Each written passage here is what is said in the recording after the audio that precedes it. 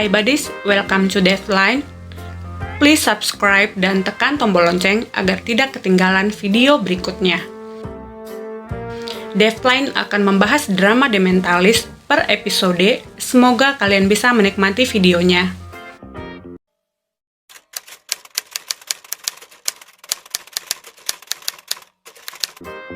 Tanpa panjang kali lebar, give me a minute to retell the drama.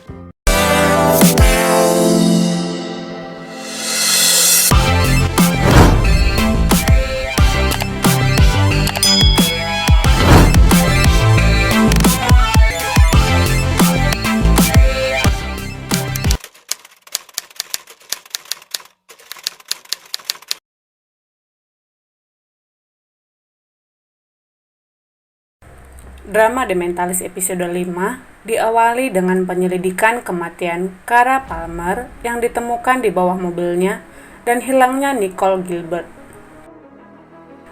Kedua gadis tersebut berumur 21 tahun dan sama-sama bekerja di toko berburu di daerah sekitarnya.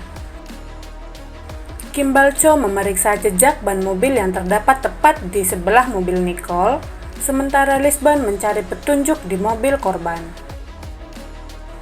Dalam penyelidikan ini, mereka dibantu oleh sheriff lokal bernama Nelson.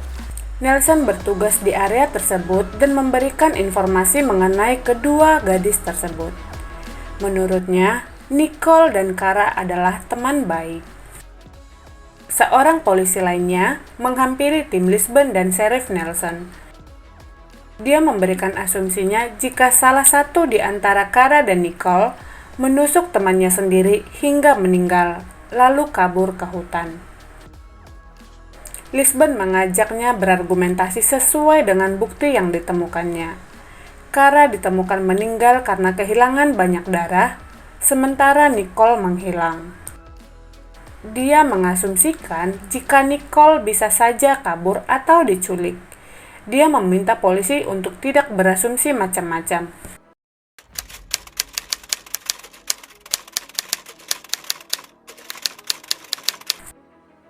Investigasi berikutnya dilanjutkan dengan mendatangi rumah orang tua Kara. Risby dan Van Veld menggali informasi dari mereka. Mereka menduga jika Nicole adalah pembunuh anaknya, padahal mereka selama ini telah menganggapnya seperti anak sendiri. Dari orang tua Kara, mereka mendapatkan nama baru, yaitu Jason, tunangan Nicole. Yang mana Jason merupakan seorang tukang kayu dan sering menginap di bar Sullivan. Orang tua Kara kecewa dengan pilihan Nicole karena menurut mereka Jason kurang pantas. Mereka menduga ada masalah antara Nicole dan Jason yang mengakibatkan kematian anaknya. Risby dan Van Veld melanjutkan investigasi dengan mendatangi Jason. Pria itu mengungkapkan jika malam sebelum kematian Kara, mereka sedang bersama minum-minum untuk merayakan pertunangannya dengan Nicole. Karena dia sudah sangat mabuk, Jason tidak mengantar mereka dan dia sudah dalam keadaan pingsan di lantai. Jason menegaskan jika mereka tidak sedang dalam masalah atau bertengkar. Kimball Cho mencoba menginterogasi Jason sesuai dengan pernyataan orang tua Kara. Jason merasa disudutkan atas kematian Kara dan direndahkan dengan profesinya sebagai tukang kayu. Di tempat kejadian, Jane dan Lisbon meminta sheriff Nelson untuk mengumpulkan semua anggotanya karena Jane merasa ada yang janggal. Tiba-tiba sheriff Nelson mendapatkan informasi bahwa Nicole telah ditemukan di supermarket pom bensin. Mereka langsung pergi menuju lokasi dan menemukan Nicole sedang terduduk di lantai supermarket. Dia terlihat seperti kerasukan karena tangan kanan memegang sajam sementara tangan kiri memasukkan makanan ke mulutnya tanpa beraturan. Selain itu, bajunya juga terlihat kotor dengan lumuran darah segar. Selanjutnya, Nicole dibawa ke rumah sakit. Hasil pemeriksaan dokter menunjukkan jika Nicole mengalami benjolan di kepala, geger otak, lebam-lebam, dan lecet parah. Dokter memprediksikan secara fisik dia akan membaik dalam 2 hari ke depan, namun secara mental dia sedang menderita delusi atau halusinasi. Dia terpaksa dibius agar tenang, tetapi dia tetap dalam kondisi syok berat. Nicole terbaring di rumah sakit dalam pengawasan tim CBI dan polisi lokal. Ketika perempuan itu terbangun, Lisbon mendapatkan beberapa informasi, yaitu malam kejadian dia sedang merayakan pertunangannya dan pulang berdua dengan Kara. Dia belum mengetahui kematian Kara dan menanyakan keberadaan temannya tersebut. Lisbon mencoba menggali informasi lebih jauh lagi, namun dia tidak ingat kejadian malam itu. Nicole menanyakan kembali di mana Kara, dan Jane menjawab jika temannya itu telah meninggal. Nicole menangis mendengar informasi tersebut. Sheriff Nelson sangat yakin jika pelakunya adalah Nicole. Apakah itu benar?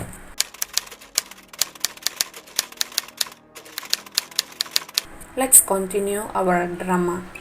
Jane mencoba membuat keadaan lebih rileks dengan menenangkan Nicole.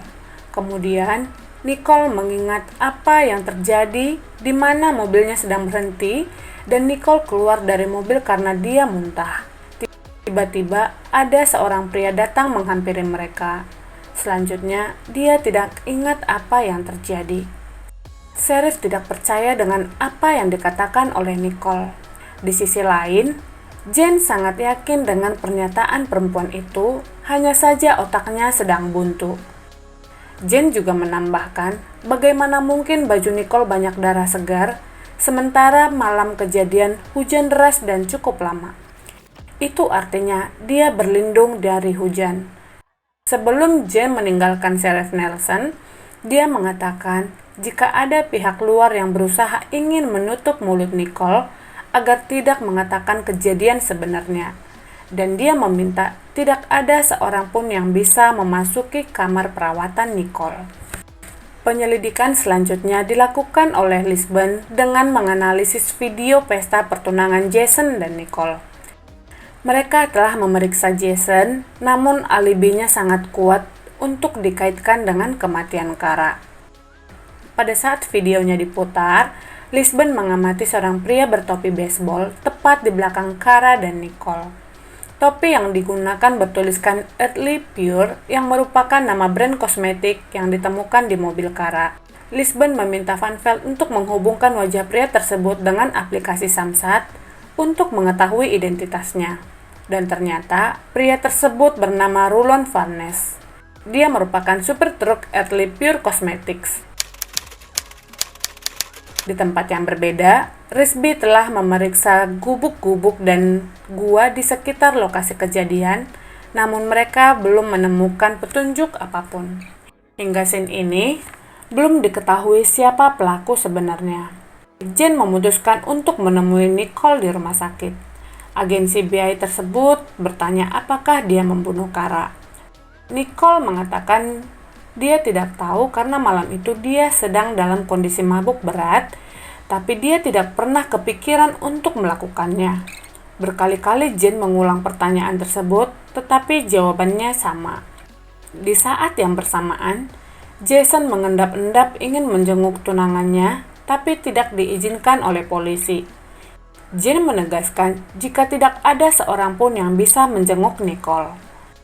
Jane memperhatikan bahasa tubuh dan tatapan Nicole yang ketakutan dan terkadang seperti kosong.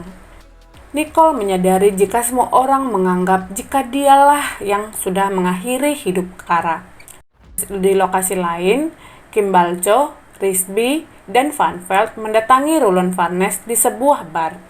Dia di sana sedang minum sendirian. Ketika Kim Balcho bertanya mengenai kematian Kara, pria itu langsung menyerangnya secara fisik. Dia mampu mengalahkan Kim Balcho dan Risby. Tiba-tiba Van Veld menghampirinya dan menendang tepat di tengah kedua paha Rulon Farnes dan terjatuh. Selanjutnya, dia dibawa ke kantor polisi untuk diinterogasi. Dia memberikan pengakuan jika dia sering menawarkan uang pada gadis-gadis di bar untuk duduk di pangkuannya dan tidur dengannya. Namun, tidak ada yang mau satupun dan malah merendahkannya. Strategi lainnya adalah memberikan kosmetik secara cuma-cuma dan nanti dia akan mendapatkan balasan yang diinginkannya. Dia memberikan kosmetik pada Kara, tapi perempuan tersebut selalu memberikan harapan palsu. Van Veld bertanya, apa yang akan dilakukannya jika semua wanita menolaknya? Tanpa pikir panjang, Rulon menjawab dia akan membunuh mereka semua. Namun itu tidak pernah terjadi. Itu hanya guyonan bagi Rulon Farnes. Tim CBI tidak menemukan bukti dan alibi untuk menahan Rulon, sehingga dia dibebaskan. Jane mengatakan jika Rulon berkata jujur dan tidak punya motif membunuh Kara dan menculik Nicole. Jane mengambil diam-diam barang bukti berupa MP3 pemutar musik milik Kara, namun tim meminta untuk mengembalikannya. Jane pura-pura mengembalikannya dan segera membawanya pergi. Menurutnya, ini penting untuk membantu Nicole mengingat kejadian malam itu. Jane kembali ke rumah sakit untuk menemui Nicole dan mengajaknya pergi ke lokasi kejadian. Mereka pergi dengan mengendarai mobil Jane. Sambil memegang kemudi, Jane memutar MP3 milik Kara dan menanyakan lagu yang terakhir diputar oleh Kara malam itu. Tiba-tiba Nicole merasa mual dan minta laju mobil dihentikan.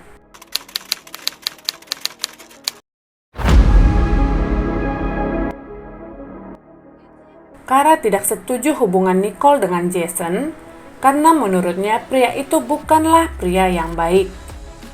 Nicole mengabaikan pendapat Kara karena dia mengetahui hubungan gelap antara Jason dan Kara di belakangnya. Selanjutnya, Nicole mengatakan jika malam itu mobil mereka sedang berhenti di jalan karena dia sedang mabuk dan mau muntah. Kara segera memintanya naik ke mobil karena dia melihat ada mobil lain menghampiri. Ada seorang pria asing yang menghampiri Nicole. Dalam kondisi mabuk, dia mengatakan pada pria itu, jika dia butuh teman kencan, silahkan berkencan dengan Kara karena dia adalah perempuan murahan. Tiba-tiba pria itu menyerang Nicole. Tanpa pikir panjang, Kara pun langsung menyelamatkan temannya tersebut. Pria asing itu langsung menusuk tubuh Kara dengan sajam berkali-kali. Nicole menyadari jika Kara meninggal karena menyelamatkannya. Selanjutnya, pria itu langsung membopong Nicole ke mobilnya. Sementara Kara dimasukkan kembali ke dalam mobil tepat di belakang kemudi. Kemudian dia berlalu meninggalkan Kara. Nicole dibawa ke suatu gubuk tua, kecil, berdebu, dan gelap. Malam itu dia merasa sangat kedinginan. Dia ingin pergi dari sana, namun pintunya telah dikunci dari luar. Setelah berusaha keras membuka pintu, tiba-tiba ada seorang pria membuka pintu dan sedang memegang senter.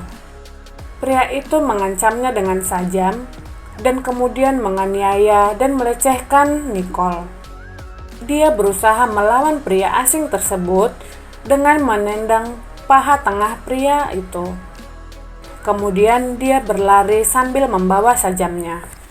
Di rumah sakit, Sheriff Nelson menelpon Lisbon dengan marah-marah karena Jane menculik Nicole dari rumah sakit. Pada saat yang sama, Lisbon sedang bersama seorang polisi lain bernama Kyle yang akan membantunya memeriksa beberapa rumah dan gudang kosong di sekitar lokasi kejadian. Polisi tersebut membawa Lisbon ke suatu gubuk tua yang persis dengan apa yang diceritakan oleh Nicole pada Jane. Beberapa menit kemudian, telepon Lisbon berdering karena Jane memanggil.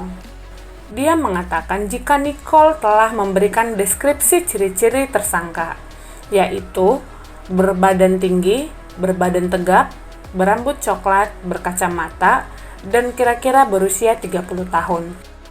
Menurut Lisbon, informasi ini sangat general dan kurang spesifik. Jane menekankan bahwa yang paling penting adalah mereka telah tahu jika Nicole bukanlah pelakunya dan juga bukan Rulon Farnes. Kemudian, Lisbon meminta Jane untuk mengembalikan Nicole ke rumah sakit. Pada saat Lisbon berbicara dengan Jane, polisi itu telah mengamatinya. Kyle bertanya pada Lisbon mengenai kondisi Nicole, dan dia menjawab bahwa Nicole dalam kondisi baik-baik saja. Beberapa menit kemudian, Jane kembali menelpon dan menambahkan informasi dari Nicole mengenai pria yang menculiknya. yaitu pria beraroma nenas. Tiba-tiba Lisbon teringat dengan pengharum yang tergantung di mobil Kyle.